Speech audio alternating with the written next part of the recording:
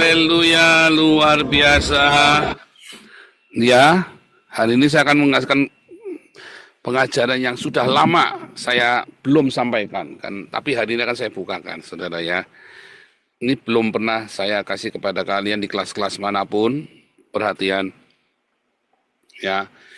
Kitab Daniel dan Wahyu, nubuatan akhir zaman yang masih terbuka dan digenapi di abad ini, abad 21.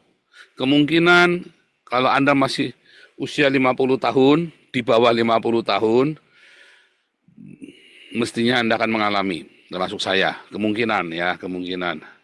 Karena nanti mas saya sampai 120 tahun dari tahun 2045, maksimum. Ya, 120 tahun dari tahun 1945 maksudnya ya. Jadi 2068 berarti 40 tahun lagi ya. 40 tahun lagi saya umur 90 tahun, saudara. Maksimum ya. Maksimum. Nah, Daniel ya dan Wahyu ini paralel dia jalannya. Bahkan satu lagi Yehezkiel ya. Namun Daniel ini yang paling sering dikutip oleh Tuhan Yesus dan Wahyu.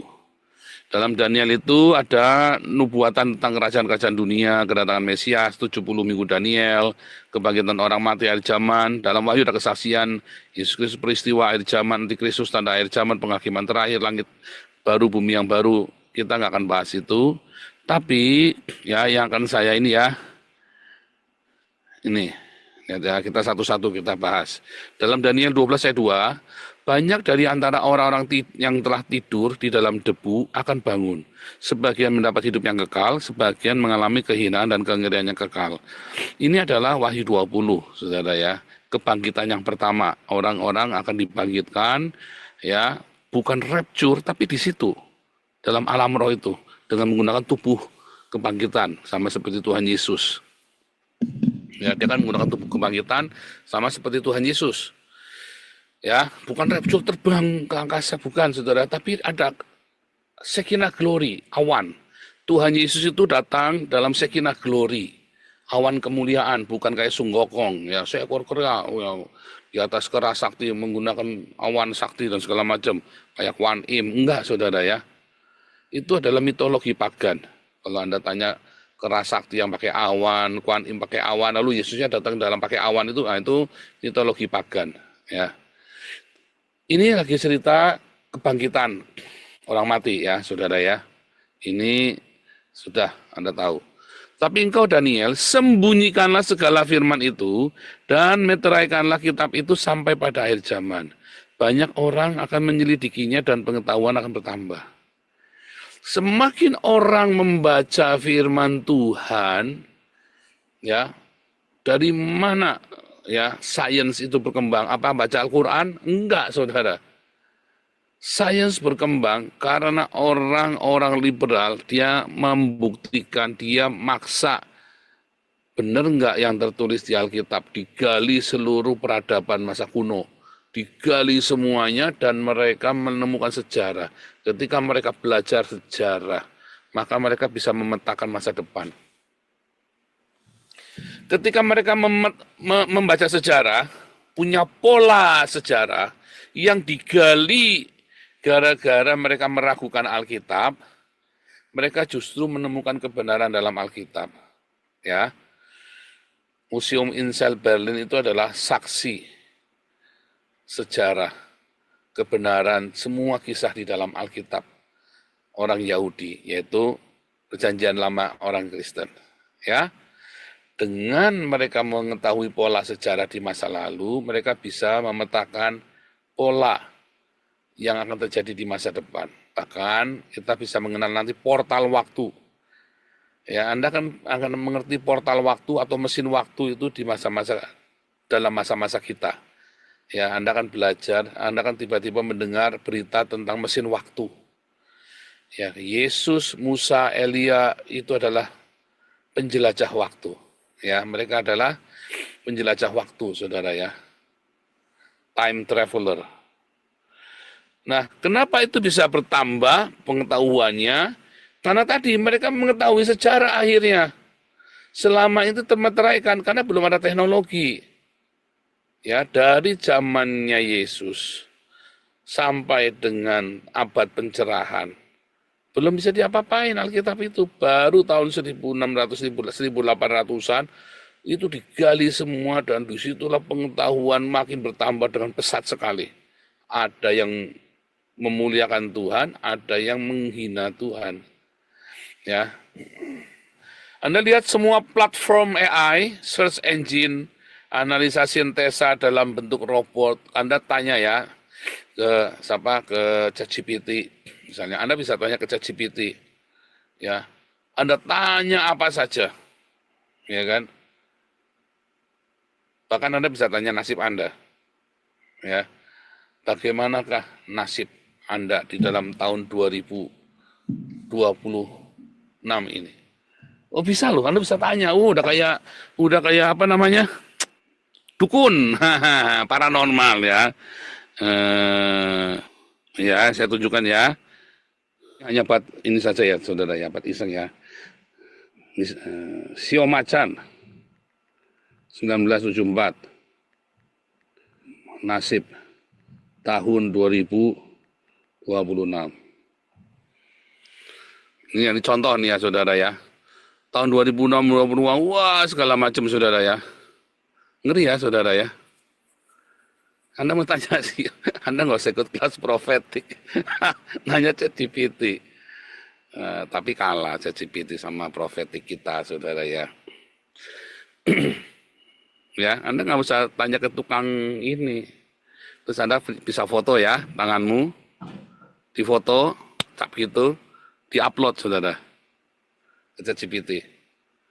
Anda nulis tangan, tulis yang panjang, difoto, upload, seperti apa Anda. Orang siapapun.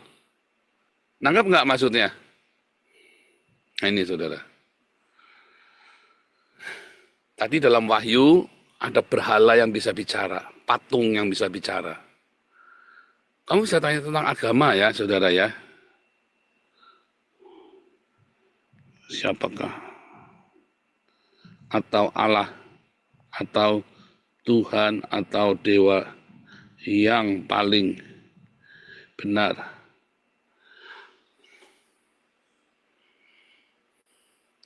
Anda bisa nanya apa saja di situ. Opininya dia, ya kan? Ya, saudara ya. Bagaimana nasib Amerika nasib Indonesia tahun 2030.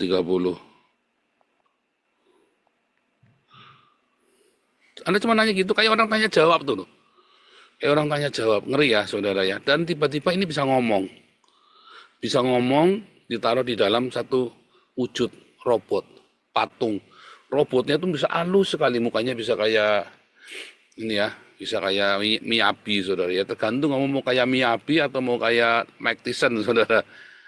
Ya kan? Nah itulah yang berhala. Dan naga itu memberikan nyawa kepada patung itu, saudara. Sehingga patung itu bisa bicara. Ya, dan bisa meramalkan nasibmu. Bahkan patung itu ditaruh chip, saudara ya. Dia bisa turunkan api dari langit. Iya kan? Iya kan, Anda semua nih ya tinggal taruh begitu kan? Enggak masalah-masalah begitu ya. Politik, ini kan dari nasib Indonesia kan ini saya tanyanya kan. Nasib Indonesia yang bisa pasti, tapi ekonomi Indonesia berpotensi salah satu ekonomi terbesar. Teknologi, pekerjaan. Wah ini masih retorika semua nih ya. Nah ini semua masih retorika. Tapi dia bisa menjawab.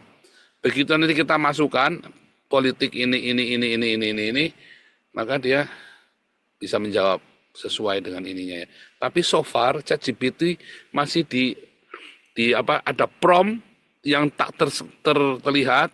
Anda tidak boleh ras, tidak boleh membahas yang negatif, yang jelek-jelek, tidak boleh foto orang atau apa. Tapi begitu platform itu promptnya dilepas, kamu bisa gambar mukanya saya atau mukanya Prabowo atau mukanya Jokowi dengan rapi sekali, saudara. Ya, dan saya banyak menggunakan tadi yang saya gambar ini pakai ChatGPT, saudara. Ini saya pakai ChatGPT tadi bikinnya. Ya, saya bikin ini pakai ChatGPT nih. Ya, saya nyiapkan ini tadi cuma setengah jam pakai ChatGPT ini. Bayangin. Tapi kamu harus pinter. Tapi nanti kamu nggak perlu pinter. Sekarang kamu kalau pakai ChatGPT kamu kudu pinter dulu, baru kamu bisa gunakan semaksimal mungkin. Semua platform AI itu kan kamu gunakan, bayangin. Dia akan menjadi berhala yang bisa bicara. Nah, kita bicara ya. Nanti ini dimasukin berbagai macam data dan informasi tentang yang baik-baik tentang Islam dan yang buruk tentang Kristen. Tergantung algoritmanya. Menjawab apa saja. Kalau kamu tanya Facebook, ya, ChatGPT dan banyak sekali, mereka sangat takut bicara tentang Islam. Tapi begitu bicara tentang Kristen, mereka kan wah kencang saudara. Ya, Marcel itu kuliah, yang kemarin cerita, dosennya ditanya ya tentang Islam, dosennya nggak mau jawab, tapi dosennya wah saudara dengan semangat, tapi ya dengan semangat perjuangan imperialisme, wah cerita tentang betapa buruknya Kristen, dosennya bule. Begitu ditanya tentang Islam nggak berani jawab dia. Nah itu juga platform AI juga sama begitu. Karena kalau ada yang jelek-jelek tentang Islam, Islam itu langsung bereaksi, langsung menyebarkan teror. Dan dia di framing oleh itu. Akhirnya kan algoritmanya kan makin tinggi kan, bahwa Kristen jelek, Islam baik. Itu yang terjadi nanti. Ya, itulah Imam Mahdi, dalam bimbingan Imam Mahdi. Tadi ya, saya nggak nulis itu, tapi dia bilangnya apa? Saya nggak nulis untuk kebaikan petunjuk bagi umat manusia loh saudara. Dia nulis sendiri kurang ajar kan. Imam Mahdi, ya, dalam bimbingan Imam Mahdi untuk kebaikan dan petunjuk bagi umat manusia, kurang ajar, saudara. Saya tadi nggak nulis ini loh, promnya saya nggak begini, ya. Dia akan mengumpulkan, menganalisa, memahami solusi berhikmah, algoritma termasuk ya. Ini semua tadi ya, apa nih, platformnya ChatGPT, GPT 4.0, Gemini, Cloud, Copilot, Perplexity, DeepSeek, ya. Terus apa lagi nih, Google, Bing, ya wah ngeri saudara, ini semua dikumpulkan, jadilah berhala yang bisa bicara dengan huruf nun di dalamnya. Ya kan, Imam Mahdi itu kan. Lalu di situ nanti ada tulisan saudara ya. Sebentar. Ada orang berpakaian kain lenan sebelah atas air sungai bersumpah demi dia yang hidup kekal, sambil mengangkat tangan kanan dan tangan kirinya. 1 masa, 2 masa, dan setengah masa. Apa itu 1 masa, 2 masa, dan setengah masa? Itu ditulis di dalam Wahyu 12. Ya, maka perempuan itu ya akan dipelihara 1 masa, 2 masa, dan setengah masa. Dan naga itu menunggu berdiri di tepi pantai, di tepi dunia orang mati, saudara. Laut itu di dalam bahasa Alkitab, laut ya itu adalah dunia orang mati, Hades. Maka maut dan alam maut, maka laut menyerahkan maut dan alam maut itu ke dalam perapian yang menyala-nyala. Ya, laut itu akan menyerahkan orang-orang mati di dalamnya. Maksudnya apa? Alam maut. Laut menyerahkan orang-orang mati di dalamnya. Lalu naga itu berdiri di tepi pantai. Itulah maksudnya dunia orang mati. Antara kehidupan dan kematian itu loh. Waktu kamu mati, pindah alam. Nah, itu ada setan yang nungguin tuh di situ tuh. Setan itu nunggu di tepi dunia orang mati. Ngambil kamu kalau kamu tidak punya meterai Kristus. Kalau apalagi meterainya kamu Islam ya, saudara ya, mualaf. Langsung disamber, saudara. Kamu mualaf ya langsung disamber, udah nggak ada ampun. Ya, tapi kalau kamu adalah seorang Kristen dengan darah Yesus di dahimu, ya, maka kamu akan diselamatkan. Ya, kamu tidak ada di tepi pantai, tapi kamu ada di Firdaus, di sebuah taman, bukan di tepi laut. Ya, apa itu satu masa, 2 masa, setengah masa? 1 masa itu adalah 2000 tahun tanpa hukum, dari Adam sampai ke Abraham. Ya, 2 masa itu adalah 2000 tahun ya dari mulai sunatnya Abraham, dimulainya Torah sampai zaman Yesus. Lalu 2000 tahun dari zaman Yesus sampai dengan hari ini yaitu dengan Roh Kudus. Torah itu adalah logos yang ditulis di batu, Roh Kudus adalah rema yang ditulis di hati, saudara. Itu makanya bilang dua masa. Satu masa itu 2000 tahun. Dua masa itu 4000 tahun. Setengah masa itu kerajaan 1000 tahun. Lalu selesai, digenapi semuanya. Ya.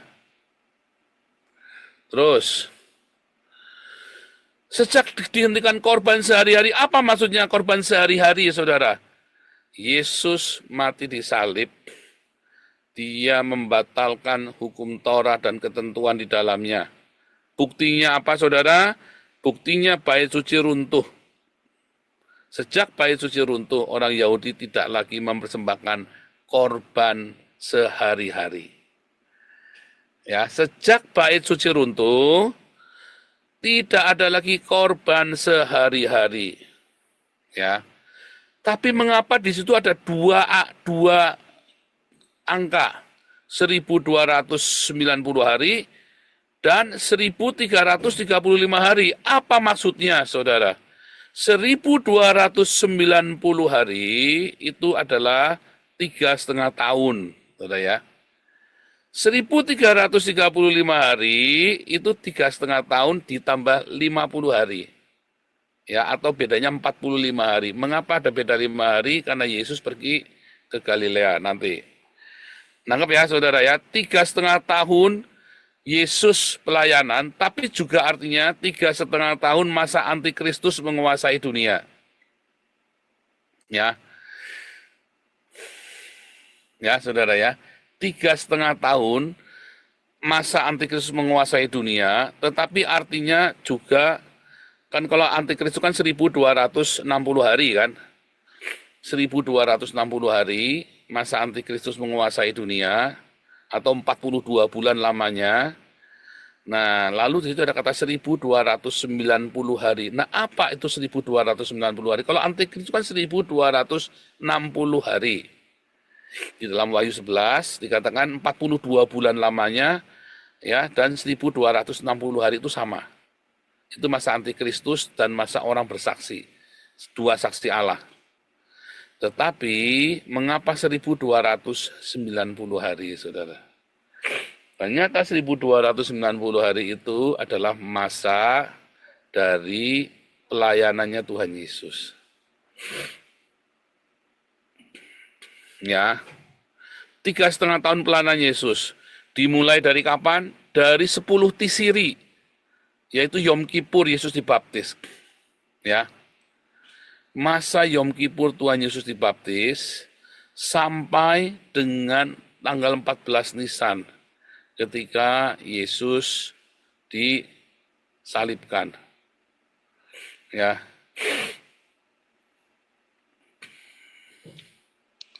Maka 200, karena itu kan 3,5 tahun itu melewati 1 tahun kabisat, ditambah 30, 1260 ditambah 30, saudara. Nangkep nggak, saudara?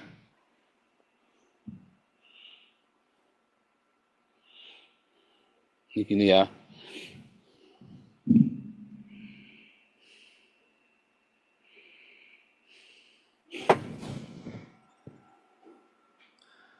Yom Kippur, ya. Kalau ada kata 1260 hari atau 42 bulan, ini adalah antikristus dan dua saksi Allah. Zaman antikristus berkuasa ya, saudara ya. Tapi kalau cerita 1290 hari, ini kan sama dengan 3,5 tahun kan. Ya, ini adalah masa dari Yom Kippur sampai dengan Paskah Yesus disalib. Masa pelayanan Yesus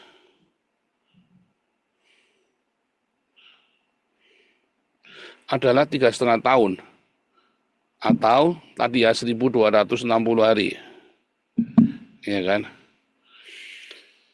Tetapi itu kan dalam 3 tahun ini melewati 1 tahun kabisat, di mana 1 tahun bukan 12 bulan, tapi 13 bulan, tambah 30 hari.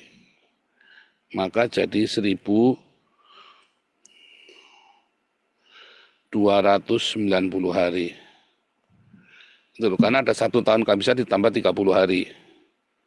Ada 2 bulan, ada bulan Adar ya, sudah 2 kali ya. Bulan 12-nya 2 kali. Itu ya saudara ya, ntar saya punya ininya enggak ya nih, contoh. Saya lupa siapkan ya. 12 bulan kalender Yahudi. Ya. Kan Nisan Iyar Sivan Tamus Av Elul Tisri Mar Sevan Kislev Tiv Sefat Adar. Nah, kalau kabisat 2 tahun sekali mereka mengalami kabisat, maka adarnya 2 kali. Ya, bulan 12 itu 2 kali. Maka kalau 3,5 tahun itu kan 1.260 hari dalam kalender Yahudi. Maka nambah 30 hari lagi. Maka jadi 1.290 hari. Itulah masa pelayanan Yesus. Ya. Ya, nih. Ini bulan Adar, maka tambah nomor 13. Bulan Adar lagi, Adar yang kedua. Ya, jadi 30 hari. Jadi 1 tahun 12 bulan. Lalu tahun kedua, tahun pertama ya, tahun pertama, maka tahun kedua jadi 13 bulan. Tahun ketiga 12 bulan. Ditambah 6 bulan. Maka jadi 1.290 hari. Ya, bingung dah? Semoga nggak bingung ya. Bingung nggak Pak Mulia kalau begitu Pak Mulia? Enggak ya? Kan 1 tahun kan 360 hari.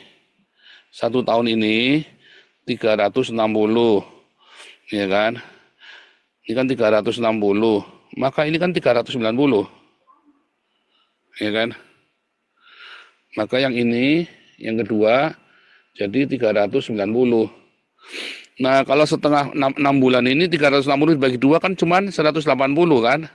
Maka 360 ditambah 390 tambah 360 ditambah 180. Berapa tuh? Berapa tuh Pak Mulia? 7. 360 kali 3. Ya kan? 8. 1080 ditambah 180 kan? 1.260 kan?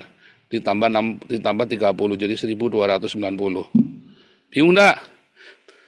Ya. Tahun pertamanya 360, maka tahun keduanya 390, tahun ketiganya 360 lagi tambah 6 bulan 180. Maka itu maksudnya 1.290 hari. Itu yang dimaksud oleh oleh Daniel ya. Semoga nggak bingung ya. Tuhan tolong supaya Anda mengerti ya. Ini ya. Jadi kalau bilang 1.260 hari itu maksudnya 42 bulan. Itu adalah antikristus dan 2 saksi Allah, masa itu. Tapi kalau bilang 1.290 hari, itu yang dimaksud adalah masa pelayanan Yesus. Nah, lalu kenapa tadi 1.260 hari, ini kan 0 ya, 1335, ini jadi 45 hari ya. Kenapa 135, dari mana? Ya, 1.290 hari, berbahagialah yang menantikan sampai 1.335 tadi ya. Daniel 12 ya. Sejak dihentikan korban sehari-hari dan ditegakkan dewa kekejian dan membinasakan ada 1.290 hari. Berbahagialah orang yang tetap menanti-nanti dan mencapai 1.335 hari. 45 hari kemudian. Itu adalah Pentakosta, saudara. Lihat, dari Exodus Paskah, dari Exodusnya Mesir, Paskahnya Mesir, sampai mereka tiba ke Sinai itu 50 hari, saudara. Mereka terima Torah. Tetapi dari Paskahnya Yesus mati di salib sampai dengan kebangkitannya Yesus itu 5 hari kurang lebih. Karena Yesus mati di salib hari Rabu, Kamis, Jumat, Sabtu, Minggu malam dia bangkit, saudara. Ya, terus ditambah waktu itu kebangkitannya itu ditambah 45 hari, saudara. Maka jadilah ya 45 harinya. 50 dikurangi 5 harinya itu kan dari Paskahnya sampai kebangkitannya Yesus kan. Lalu 45 hari. Berbahagialah orang yang menanti-nantikan. Makanya itulah yang namanya Pentakosta di Yerusalem, saudara ya. Di Yerusalem itulah maka karena memang ngitungnya 45, ngitungnya itu dari hari pertama minggu itu, bukan ngitung dari Paskahnya. Ngitung Pentakosta itu ngitungnya dari situ ya, saudara ya. Nah, 50 hari ya. Maka jadilah dia 45 hari dari itu ya, saudara ya. Datanglah Pentakosta itu. Ya. Itulah hari kepenuhan Roh Kudus. Berbahagialah orang yang dipenuhi Roh Kudus. Mengapa? Karena orang-orang ini yang akan dibukakan. Ya. Berbahagialah orang yang tetap menanti. Siapa yang tidak menantikan, saudara? Yang tidak menantikan sampai 1335 hari. Yudas Iskariot. Dia nggak bahagia, pengkhianat. Ya. Itulah Yudas Iskariot yang tidak menanti-nantikan. Ya. Oh, kita balik ya, Daniel ya. Berbahagialah yang menantikan sampai 1325 hari. Ini Pentakosta ya. Tetapi engkau pergilah sampai akhir zaman dan engkau akan mendapat istirahat dan bangkit untuk mendapat bagianmu pada kesusahan zaman.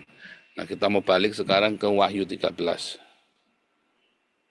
Ia menyisakan mereka, Imam Mahdi itu, ya, yang diam di bumi dengan tanda-tanda yang telah diberikan kepadanya itu dilakukannya di depan mata binatang itu, dan ia menyuruh mereka yang diam di bumi supaya mendirikan patung untuk menghormati binatang yang luka oleh pedang, ya Islam, namun tetap hidup. Ya. Dan kepadanya diberikan kuasa memberikan nyawa kepada patung binatang itu, sehingga patung binatang itu berbicara juga dan bertindak begitu rupa, sehingga semua orang yang tidak menyembah patung binatang itu dibunuh. Dan ia menyebabkan sehingga kepada semua orang kecil, besar, kaya, miskin, merdeka atau hamba diberi tanda pada tangan kanan dan dahinya, yaitu syahadat Islam. Jadi nanti Cina ya, aku melihat seekor binatang lain keluar dari dalam bumi dan bertanduk dua, sama seperti anak domba, bicara seperti seekor naga. Inilah Imam Mahdi. Dan seluruh kuasa binatang yang pertama dijalankannya depan mata. Binatang yang pertama itu Islam, saudara ya. Ya, the beast itu Islam. Dan dijalankan depan matanya, ia menyebabkan seluruh bumi dan semua penghuninya menyembah binatang yang pertama, yang luka parahnya telah sembuh. Tadi ya, Islam. Islam ini kan sudah chaos, sudah KO ya, saudara. Sudah sakit-sakitan di seluruh dunia itu, wah, orang sudah terjadi anti-Islam di mana-mana sekarang ya. Dan Islamnya sekarang tiarap. Lalu nanti akan muncul Imam Mahdi, saudara. Imam Mahdi itu dengan teknologi AI, robot. Ya, humanoid. Waduh, saudara, benar-benar yang tampangnya semuanya ya. Wah, apa dibilang segala macam retorika yang Anda mengerti itu dilakukan semua oleh Imam Mahdi. Santun, ngomongnya halus, suaranya lembut, ya kan, dengan bening, ya kan. Tapi dia itu humanoid, ya. Lalu dia bikin semua orang tuh kagum. Nah, di Arab ini lagi dibikin ya, saudara ya, dibikin kota AI ya, di Arab Saudi ini, di Mekah ya, dibikin kota AI. Semua informasi tentang peradaban Islam nanti semua ada ya, wah, tiba-tiba Anda akan terkagum-kagum. Itu baru contoh, tapi nanti masalahnya munculnya ada di Iran. Imam Mahdi ini nanti munculnya di Iran ya, di Persia. Ya, orang-orang Syiah yang bikin nanti. Dari dulu teknologi yang menemukan itu bukan orang Sunni, saudara ya. Yang menemukan teknologi itu dari dulu dari Iran, dari Syiah. Ya, mau semua sains dalam dunia Islam itu bukan ditemukan oleh orang Sunni, tapi oleh orang Syiah. Ya. Semua yang belakangnya kan, yang Al-Jabar lah, apa segala macam itu orang Syiah semua. Ya, penemu angka 0, apa segala macam itu orang Syiah semua itu, bukan orang Sunni. Ya, dan semuanya itu daerah-daerah sana. Ia menggunakan tanda-tanda yang dahsyat menurunkan api dari langit. Itu apa saudara? Dia dia punya diperlengkapi dengan teknologi sehingga dia bisa bikin laser, bisa datangkan semua ya, mengendalikan satelit. Si humanoid ini, Al-Mahdi ini menggunakan, dia adalah sebuah humanoid yang kontak langsung ke satelit saudara. Sehingga dia ngomong dia cuma ngomong aja bisa jadi tuh. Disetting di program untuk melindungi Islam. Ya. Jangan saya nanti terjadi beneran yang saya ngomong ini ya. Dari mana ya? Dari Alkitab nanti ngajari ya. Nah, itu nanti. Kepadanya diberikan kuasa memberikan nyawa pada patung siapa saudara? Si naga itu ya. Kepadanya diberikan siapa yang memberi kuasa? Naga itu siapa? Cina. Cina itu nanti yang memberikan teknologi semua itu kepada Iran. Cina itulah yang akan membangkitkan teknologi yang membangkitkan Iran dan peradaban Islam kembali, saudara. Negara Cina. Sangat sedih ya, karena saya keturunan Tionghoa, saya sangat sedih. Tapi itu yang terjadi ya. Karena bagi politik Cina, musuh dari musuhku adalah temanku. Ya kan? Bagi Cina kan, Arab dan Islam kan musuhnya Amerika, maka temannya Cina. Tapi sama kalian orang Indonesia, Cina, Arab, Islam Indonesia, Cinanya dimusuhin ya. Karena Yaman berusaha mengambil alih Islamnya Indonesia. Ya kan? Nah, itulah masalahnya. Lalu semua orang besar, kecil, miskin, kaya, hamba, merdeka diberi bersyahadat ya. Syahadat Islam. Nah, dengan huruf nun tadi, kalau kamu mu'alaf berarti kamu huruf nun. Dan tidak seorang pun yang dapat membeli atau menjual. Kenapa? Chaos. Perekonomian chaos. Maka kamu harus barter dengan sebuah sistem barter. Dan sistem barter, ya Dr. Ido kemarin menjelaskan kapan tadi itu ya, waktu tanggal 18 April ya, 19 April. Dr. Ido menjelaskan ya, daripada kita pakai sistem barter. Sistem barter kan untung rugi. Sedangkan sudah tidak ada kurs. Maka yang menjadi kurs adalah syariah Islam. Makanya kita orang Kristen harus belajar diakonia. Sama seperti dalam kisah Rasul 2 dan kisah Rasul 4. Kalau barter kan kamu barang tukar barang. Tapi kalau diakonia enggak. Kamu kumpulin semua barang di dalam gereja. Ya, dalam sebuah komunitas. Lalu siapa yang butuh piano boleh ambil. Siapa yang butuh harmonika boleh ambil. Ya kan? Siapa yang butuh makanan boleh ambil. Tapi bukan barter. Jadi aku udah nggak pakai piano, anakku sudah nggak ada, udah ditangkap sama antikris misalnya kan. Ya sudah, piano aja di rumah daripada nganggur, kasihin aja siapa yang bisa pakai. Dan aku bisa ngambil makanan apa saja ya saudara ya, sesuai dengan yang diperlukan. Bukan sesuai dengan barang yang kita kasih. Nanggap nggak saudara? Itulah sistem diakonia. Kalau Islam menggunakan sistem barter.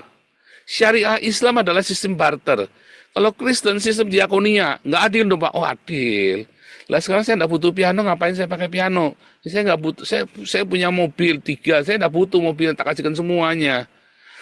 Saya sudah nggak bisa setir mobil, misalnya saya udah umur 90 tahun, ngapain saya setir mobil? Saya ambil makanan aja. Kan begitu saudara. Dan bahkan kalau saya nggak ngasih apa-apa, saya tinggal datang, tinggal ngambil makanan. Maka itu bukan sistem ekonomi. Maka kita terbebas dari huruf ini tadi, syahadat Islam. Kita nggak perlu. Dengan apa? Sistem diakonia. Kamu harus belajar ikhlas. Waduh, ini piano ini penuh kenangan. Waduh, ini gitarku kesayangan. Waduh, ini mobil peninggalan istriku. Waduh, ini apa? Aku punya gelang emas. Buat apa? Semua romantika, nostalgia, kasihkan aja, saudara. Berikan saja. Supaya yang lain bisa dipakai untuk pekerjaan-pekerjaan Tuhan, untuk there is no poor among us, supaya jangan ada yang miskin di tengah kita. Coba lihat ya. Yang penting di sini ialah hikmat. Barang siapa bijaksana, baiklah ia menghitung bilangan binatang itu, karena bilangan itu adalah bilangan seorang manusia, bilangannya ialah 666. Ini adalah jumlah syahadatnya orang Islam, ditambah huruf nun ya. Syahadatnya Islam 616. Syahadat Islam itu jumlahnya 616.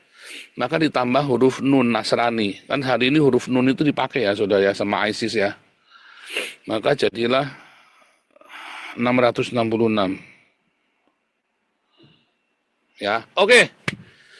Begitu ya. Pesan saya apa saudara? Latih dirimu berdiakonia. Latih dirimu berdiakonia. Ya, haleluya. Tuhan Yesus memberkati.